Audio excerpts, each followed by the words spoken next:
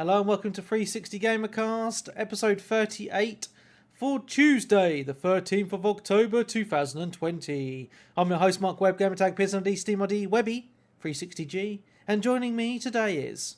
Webby's locked me behind a paywall now, it's Nick Wilson. And the human bagpipe, they switch. Oh, hey! So, saying that, I think a few of my co-hosts are a little bit annoyed about that as well. What's that? Moaning about the Patreon. They can't listen to the shows. Oh, right, fair enough. Yeah. Oh, I might have to arrange access somehow if I can. Just release them 6 months later or something. Yeah, I might so do. people can get to listen to them, but obviously it's not as up to date or whatever. Yeah. Just tell them to come and re-listen to the Twitch stream. Oh no, because I delete that. Oh, never mind then. Yeah, so after after the episode has been edited and uploaded, I delete the Twitch saved video. So you're really looking after the Patreon. Got to, mate. I've got to, mate. They're paying me $5 a month, and some of them are paying a tenner. Got to look after those people that are paying all that money. All that money, you still can't get that graphics card. I know. It's fucking ridiculous. So this past week, I caved, and I repurchased a 2070 Super. So this is what I had before, which I sold a week before the 3080 launched, in inverted commas. Obviously, my 3080 hasn't arrived yet. Don't know when it's going to turn up. So I went about a month without a graphics card, which absolutely killed me. So I caved and bought another 2070 Super, same as the card I had before, just to tide me over until the 3080 turns up. I mean, I might lose a little bit of money, I don't know. I think the 20 series cards are holding their value on eBay, so I might even get lucky and get back what I paid for it, to be honest. Possibly. Well, we'll see. I just needed one in there because of the podcast. It's easier to do with two monitors. I can do my game streaming, which I streamed some Star Wars this week, which I'll talk about in a bit. And I want to be able to just play games at a decent frame rate because my laptop's only 60 hertz. So it's been an emotional week. Emotional. But I am thinking I might need to buy a new monitor at some point now, because what I'm finding is there was an update, driver update this week. And what's happening now is with G-Sync on my monitor, it's causing like a brightness flicker when the frames dip down below around 45, under 50 frames. So like on a game like Flight Simulator, which, it chugs along at 30 to 40 a lot of the time, there's this annoying flickering. So what I've had to do now is turn off the G-Sync, which is very annoying. I've heard a few people saying that they've had to turn that off with the last few updates. Really? Oh, so it's not just me then. Okay. What sort of monitor are you thinking of getting? Like, I was looking at getting a monitor, but I'm happy, so many of them. I'm happy with my monitor, apart from obviously it's got this flickering now, and I don't know if it's... I mean, if I buy another G-Sync monitor, am I going to have the same issue if it's a driver issue, or is it actually a monitor issue, or is it my graphics card? I don't know. So I'm going to leave it until the 3080 turns up, and if I have the same issue with the 3080, then I'll just keep G-Sync off anyway. I mean, all G-Sync does is it stops screen tearing when frames are jumping around. That's all it does. So it's not massively needed anyway in most games. Because most games you just turn on V-Sync anyway and just have them, at a stable frame rate and you're fine. It's only really for those kind of competitive shooters, really, which you want to have at like 144, 165 or whatever. So yeah, I mean, We Are Gamers, hello. He's just said that he turns it off anyway. So, I mean, to be honest, I've had it off. I have turned it off, and I've noticed no difference in the games I've played. So, I think it might just be a little bit of a gimmick, to be honest. I don't know. Yeah. Paid all the extra money for a G-Sync monitor because everyone told me it was the best thing ever. And I have had it 3 years. But I've always thought, oh yeah, this is cool. But I've turned it off now, and I've noticed no fucking difference. So, apart from there's no more flickering, which is a bonus. Yeah. So that's been my debacles with this week with my PC. Well, apart from today, I had some issues and I had to reinstall Windows onto my Windows hard drive. That took me about 4 hours. And the reason it took me so long is because the Xbox app on the PC is garbage. So, like with Steam, you can so I've like 5 hard drives in my PC, and I've games just splattered around all of them. So with Steam, if you reinstall Windows, you can go onto Steam and you can get it to search the hard drives for the games that are installed, and it picks them up and goes, yep, cool. And the same with Uplay and Battle.net, etc. But what Windows does with the Xbox app, you download the games on the Game Pass, and it puts it into this folder, and you don't have permissions to access the fucking folder. You can't even open it. So I give myself permissions so I can go in, but I can't delete the fucking games in the folders, which is retarded. So what I've had to do is reformat all my fucking hard drives just to free up the space, just to delete those stupid Xbox games. What I've had to do is spend a lot of time, moving games from one hard drive to another, then reformatting the hard drive, then moving the games back. It's been a fucking ball ache. PC gaming does have its issues, people. It really does. Pisses me off when something goes wrong with your PC. So yeah, it's not all good in my world in the PC at the minute. The 3080 situation, I pre-ordered it with overclockers. I was 525 in the queue. They seem to have had around 100 in this week, because I got an email saying I'm like 330 in the queue now. So I've dropped down quite significantly.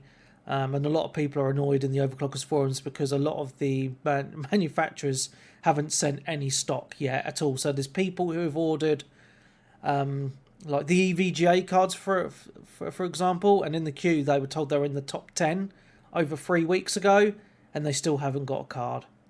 Fucking madness. How much are these cards exactly? So the RRP is $650. But I paid $720 for mine, and they go up to as high as like $900, depending if they've been overclocked or not. Isn't there another one coming? Was it a 3090 coming? Yeah, that's out already. That's $1,400. Oh shit. Yeah, I mean, I don't know if he wants to say, but someone in our community has bought one. I'm not going to say names because he might not want to pay people to know, but that's been billed as an 8K card. So it, with 1440p or 4K, the difference between the two isn't actually that massive at those resolutions. But yeah, and then AMD are bringing out some cards next month as well. And then there's rumours that there's going to be another set of NVIDIA graphics cards with the 3080 has 10 gig of VRAM. There's rumours of a 20 gig of VRAM version coming out by Christmas, which I can't see that happening because I can't even get stock in of the fucking 10 gig cards. I suppose because of COVID, they're struggling to manufacture and move the parts about, and it's bloody annoying though. It really is. How often do they bring these cards out? Because I'm looking on my laptop and that says GeForce GTX 1070. Now we're up to 3080. So is my laptop now 2010? No, so you've got a 10 series card, and then I went 20 series and 30 series. Every couple of years, I think, something like that. They're just chucking numbers at it for the sake of it, then banging them out, mate. But my plan is to get this 3080 and then just hold on to it for this whole console generation, because it's double the power of the Xbox Series X. It's double the teraflops and all that bullshit. So teraflops. So I know it will last out a whole console gen, and I should be happy with it. I'll say that now. You shouldn't have any issues streaming anyway with that. No. That's it. Yeah, so fun times. Fun times indeed. There hasn't really been any news this week. I did see some videos. I did see a video of a PlayStation 5 teardown, which looked quite interesting. Did you see this? Yeah, I watched it. Just looks quite interesting with the big... has like a giant fan on it, doesn't it? Yeah, we're here still, just in case. Or are you just looking at it now? Yeah. He's bringing it up. Yeah, just looking at that giant fan that's in the middle of it. What's interesting about the fan is... I just wanted to say, like, if you're planning on having it laying down, I think that might cause some issues with airflow. Whereas with it standing up, you have a lot of air for it to, for the air to come in one side and out the other. Whereas if it's laying down, well, no, it doesn't matter because like the actual that's what those stupid wings are for. Right. Like it's just basically covering up the bits, so there's plenty of like airflow. It was weird because obviously you look at the design of the machine and it looks all right but weird at the same time. Yeah. And obviously it is quite big, but then when you see the way they've done it all, you're kind of like, yeah, I can sort of like this makes more sense now. Yeah. Like why it is like that. I mean, you're going to get people selling those custom wing bits. I guarantee it. Yeah. Or like 3D printing their own versions or something, and like technically they could even sell like their own themed ones instead of actually bringing out like these like special edition consoles for certain games. They could just sell the plastic side bits for them. Because I always did like 360, didn't they? They had the custom face plates, and then since they got the Slim, they didn't have them anymore. Yeah, they did custom faceplates for the PS4 as well, didn't they, originally, when you could slide that off. I've got like a custom Samurai Warriors 4 Japanese one.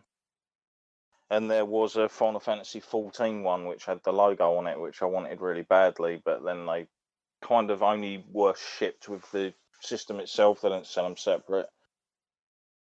So that was a bit of a bummer. Did you see about the stand as well?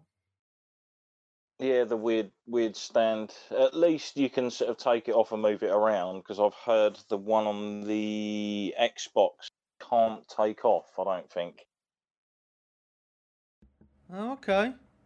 I said the stand, you have to have the stand on even when it's laying down. You have to like unscrew it and turn it inside out and still screw it on, because how the fans work, it has to keep that side of it up because it won't lay flat. Oh, okay.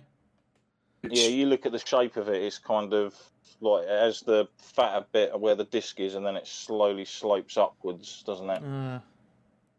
But I like the dust catchers. Apparently you can, like, they're specifically made to capture dust, and you hoover those holes out to get most of the dust out and stuff, so... Nice.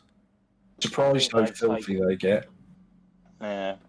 I mean, I think they've taken a lot to heart about people's PS4 Pros after a while getting really loud. Yeah, mine's one of them, yeah. Cool. If you wish to listen to the rest of this podcast episode, then visit patreon.com/360GamerCast. There we have a variety of options for you to support the show from as little as £5 a month. That £5 a month gives you an extra 2 episodes a month. That means you get a podcast episode every single week, unlike everyone else who gets a podcast episode once every 2 weeks. I hope you can support the show to help us pay for the hosting and the website and some cool stuff that is coming in the future. Thank you. Thanks for listening to 360GamerCast. And remember, next time the boss isn't around, join us in the forums at 360GamerCast.com.